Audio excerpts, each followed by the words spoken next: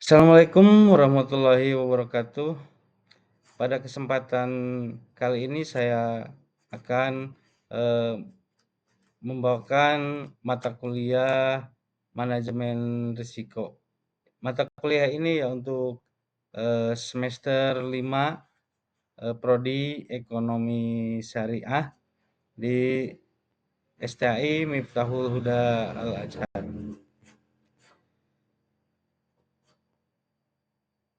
Kita awali saja perkuliahannya, yaitu tema kali ini adalah pengertian risiko dan manajemen risiko.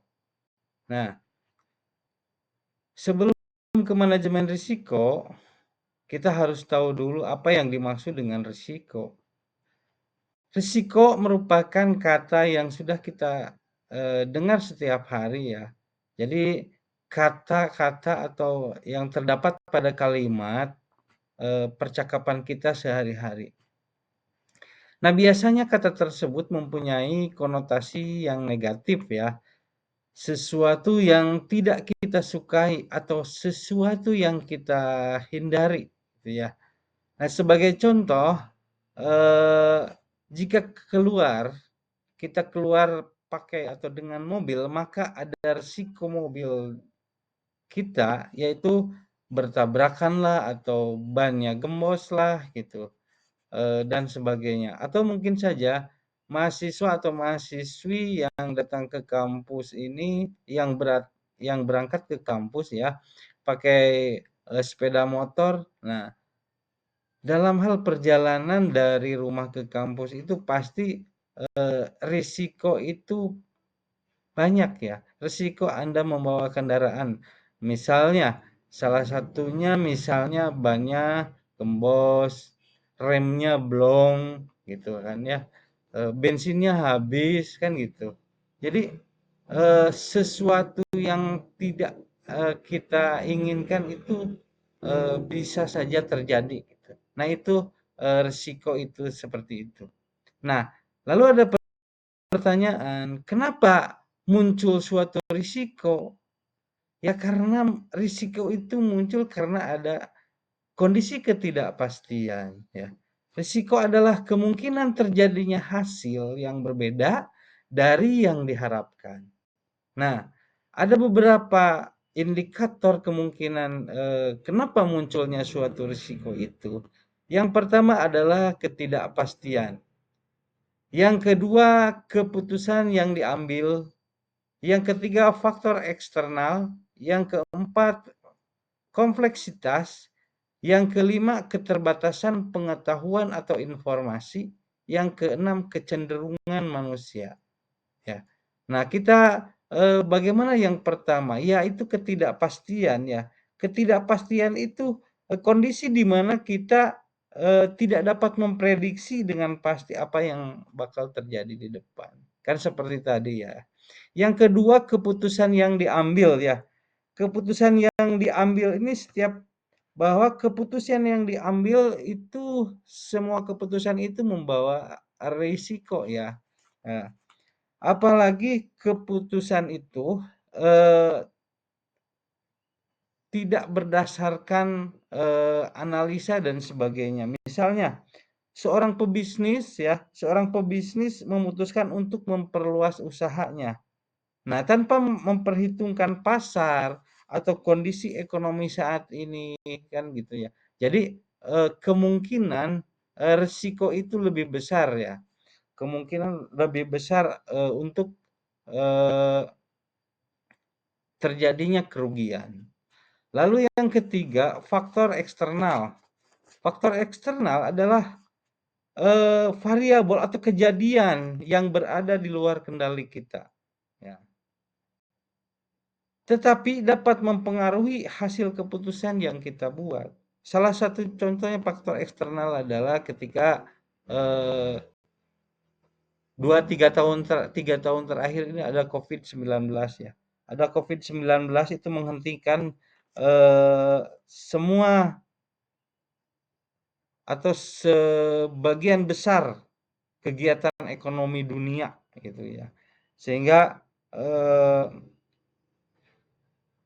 dapat mengakibatkan perekonomian ini menjadi, tersendat atau, resiko, ekonomi yang terpuruk ya, ya seperti itu. Jadi kondisi itu, faktor eksternal itu ya, sesuatu yang, eee, tidak bisa diprediksi. Yang keempat, kompleksitas. Kompleksitas ini, lebih ke bagaimana suatu variabel terlibat dalam suatu sistem atau keputusan. Jadi, merujuk pada jumlah variabel yang terlibat dalam suatu, keputusan ya, suatu sistem. Nah, kita berikan contoh saja, perusahaan besar yang beroperasi di banyak negara mampu mempertimbangkan peraturan lokal, atau harus mempertimbangkan peraturan lokal, perbedaan budaya, fluktuasi nilai uang, dan faktor lainnya yang meningkatkan kompleksitas ya, kompleksitas keputusan yang diambil. Nah, serta meningkatkan risiko kegagalan ya. Itu ya. Yang kelima, keterbatasan pengetahuan atau informasi. Nah, ini sering muncul ketika tidak memiliki pengetahuan atau informasi yang cukup untuk membuat keputusan yang tepat. Contohnya saja, jika seorang investor hanya mengandalkan informasi dari satu sumber yang tidak kredibel, mereka memungkinkan membuat keputusan investasi yang berisiko karena tidak memiliki gambaran penuh mengenai pasar atau perusahaan yang mereka investasikan. Yang keenam adalah kecenderungan manusia. Nah, kecenderungan manusia ini dalam mengambil keputusan itu bersifat subjektif ya. Kadang-kadang misalnya saja optimis yang berlebihan. Optimis yang berlebihan. Terkadang orang terlalu percaya diri dan meremehkan potensi risiko. Nah, ini bahaya ya. Nah, ini beberapa indikator mengapa munculnya suatu risiko.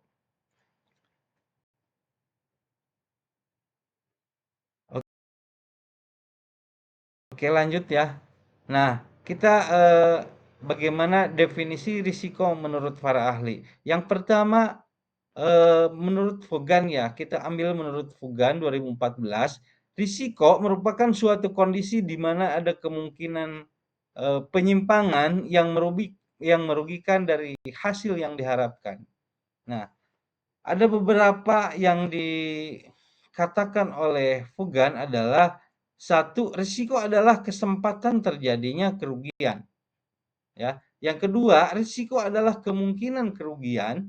Yang ketiga, risiko adalah ketidakpastian.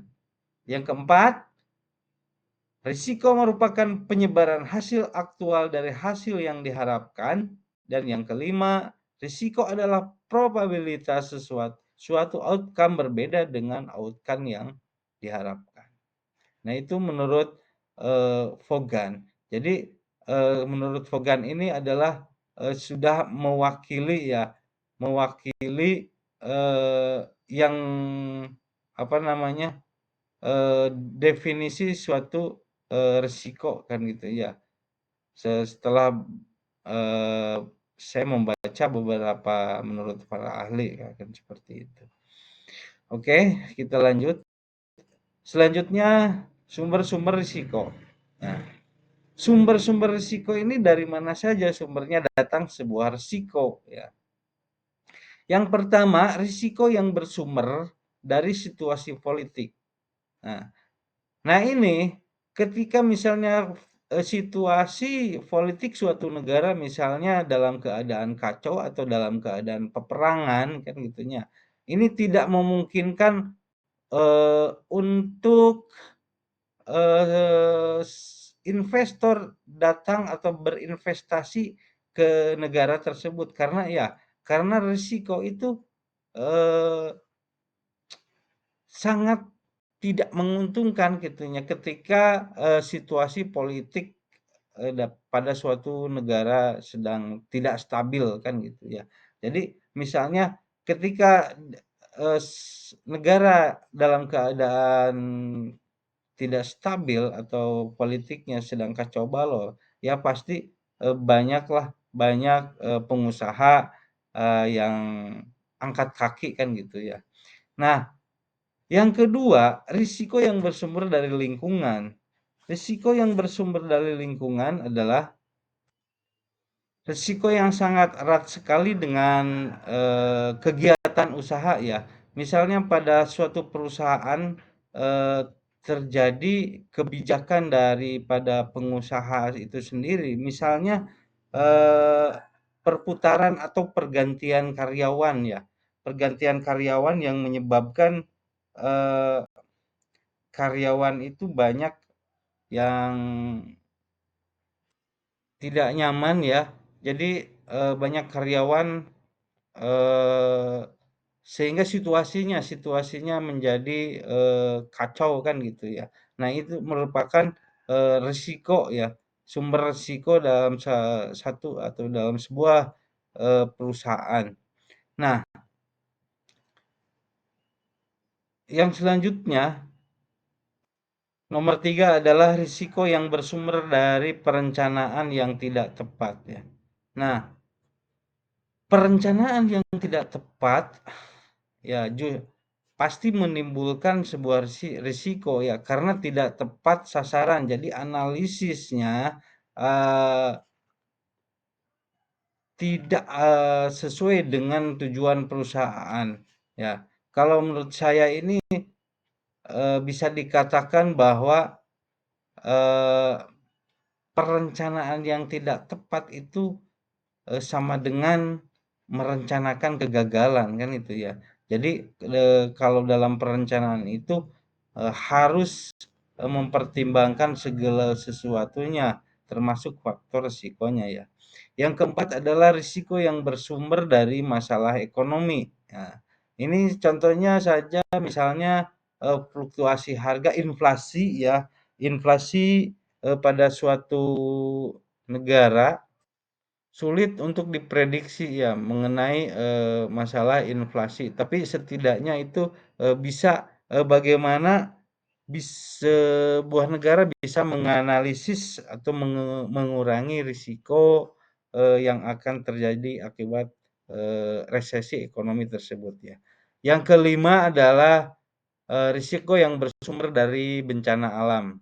Nah, seperti ini, gunung meletus, pandemi, ya. Jadi, eee, resiko diri, resiko kecelakaan perusahaan, kecelakaan, eee, masyarakat, ya, itu yang berasal dari bencana alam itu tidak dapat diprediksi.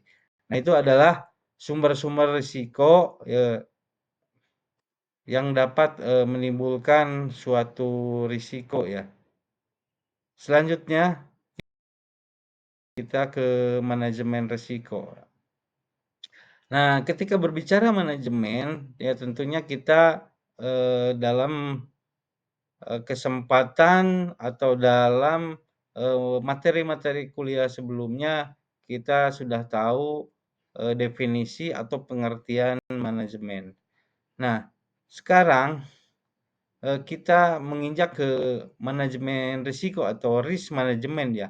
Manajemen risiko adalah suatu proses identifikasi, analisis, penilaian, pengendalian, dan upaya menghindari, meminimalisir, atau bahkan menghapus risiko yang tidak dapat diterima. Ya. Yang seterusnya dalam perusahaan, manajemen risiko atau risk management adalah suatu proses perencanaan, pengaturan, pemimpinan, dan pengontrolan aktivitas sebuah organisasi untuk meminimalisir risiko pendapatan.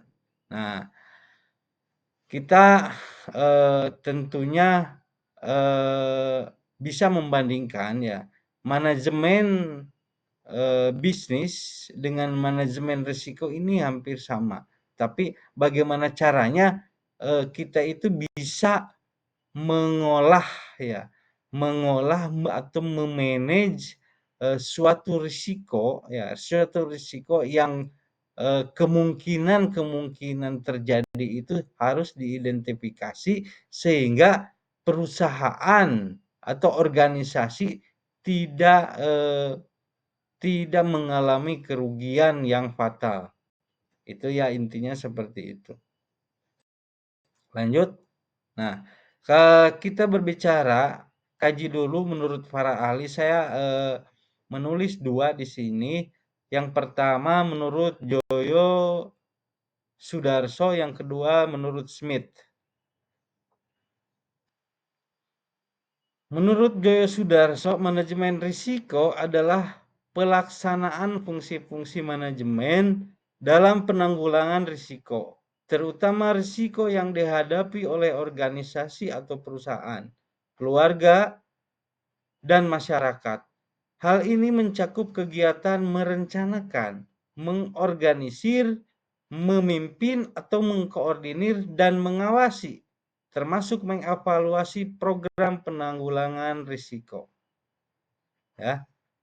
Menurut Smith, manajemen risiko adalah suatu identifikasi pengukuran dan kontrol keuangan dari sebuah risiko yang mengancam aset dan penghasilan dari sebuah perusahaan atau proyek yang bisa mengakibatkan kerugian perusahaan tersebut. Nah, ini menurut kedua ahli tersebut bahwa ya intinya manajemen risiko ini bagaimana cara suatu organisasi atau perusahaan dapat meminimalisir risikonya, risiko kerugian ya, risiko kerugian. Oke, lanjut. Nah, sekarang mengenai jenis-jenis risiko. Nah, jenis-jenis manajemen risiko ini saya tulis ada 4 di sini. Yang pertama, manajemen risiko operasional, yang kedua manajemen hazard, yang ketiga manajemen risiko finansial, yang keempat manajemen risiko strategis. Nah, apa yang dimaksud dengan manajemen risiko operasional?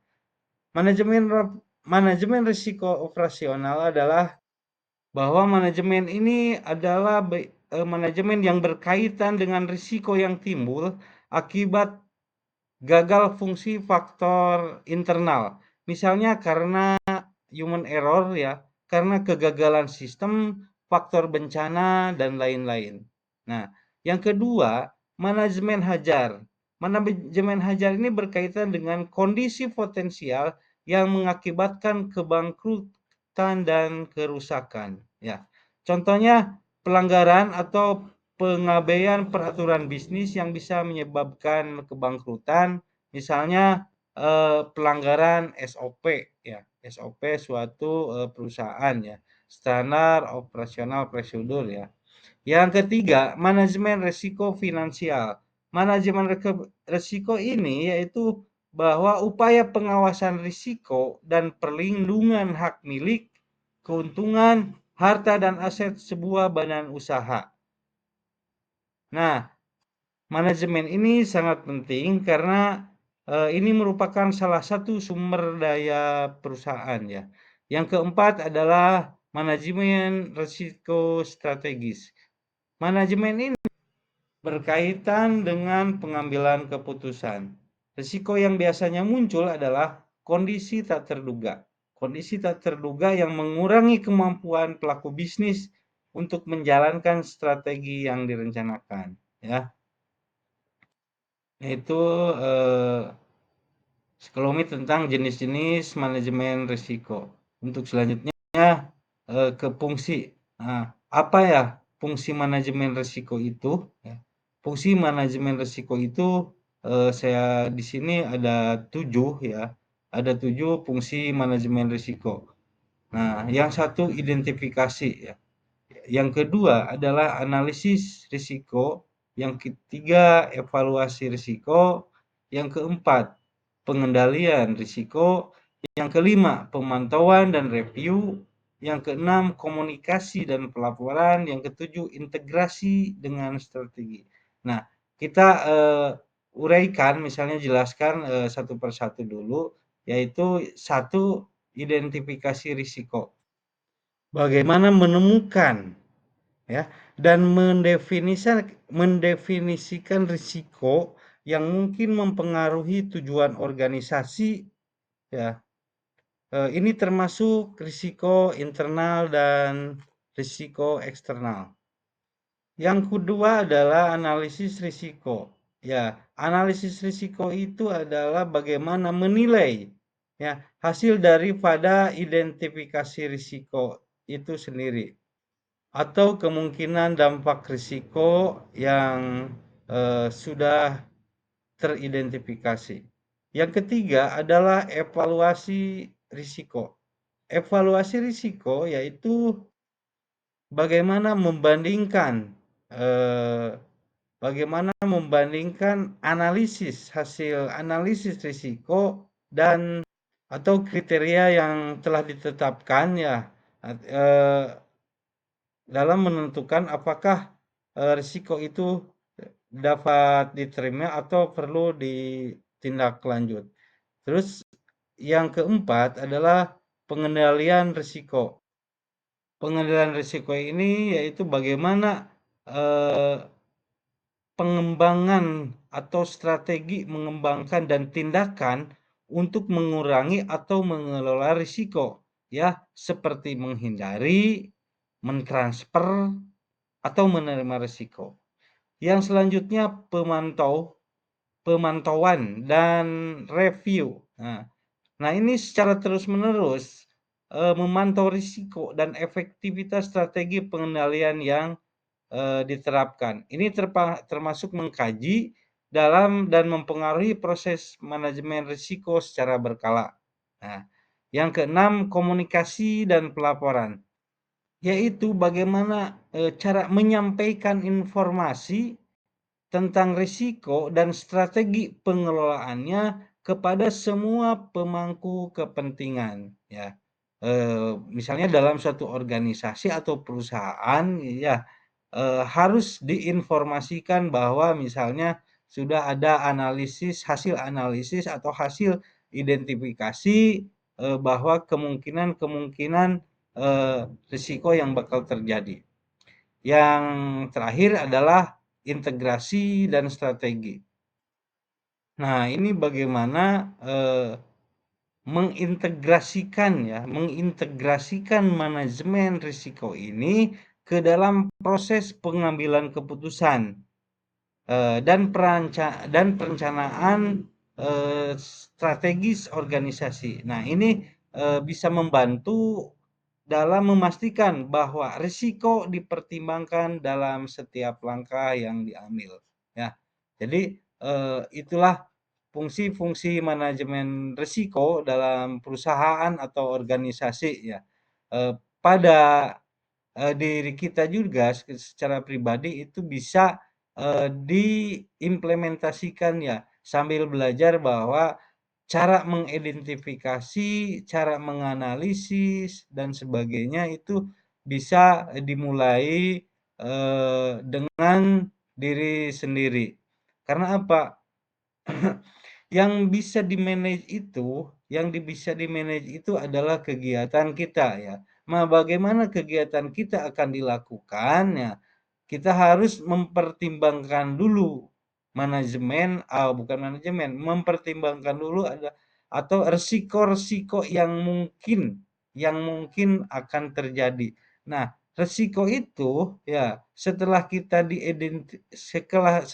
mengidentifikasinya ya, menemukan kemungkinan risiko, kita harus bisa sebisa mungkin untuk meminimalisir risiko tersebut ya. Supaya apa? Supaya kejadian yang sesuatu yang tidak pasti itu walaupun terjadi ya tidak besar kerugiannya atau misalnya celakanya itu tidak besar.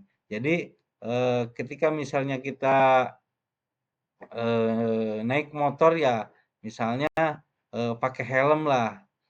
Ketika pakai helm, kemungkinan terjadinya kecelakaan itu misalnya, kepalanya terbentur itu karena pakai helm, helmnya yang standar nasional itu, ya tidak akan mungkin, berat kecelakaannya gitu kan, atau benturan kepalanya karena kita pakai helm. Nah itu, eee, apa namanya, ilustrasi yang sederhananya ya seperti itu gitu kan. Oke, yang selanjutnya, ini dapat disimpulkan bahwa secara keseluruhan manajemen risiko itu bertujuan untuk melindungi aset ya, meningkatkan keputusan strategis dan memastikan keberlangsungan organisasi atau perusahaan dengan mengelola secara proaktif dan responsif risiko-risiko yang teridentifikasi tersebut sehingga perusahaan atau organisasi ya tidak mendapatkan atau tidak mengalami kerugian. Oke, selanjutnya oh sudah.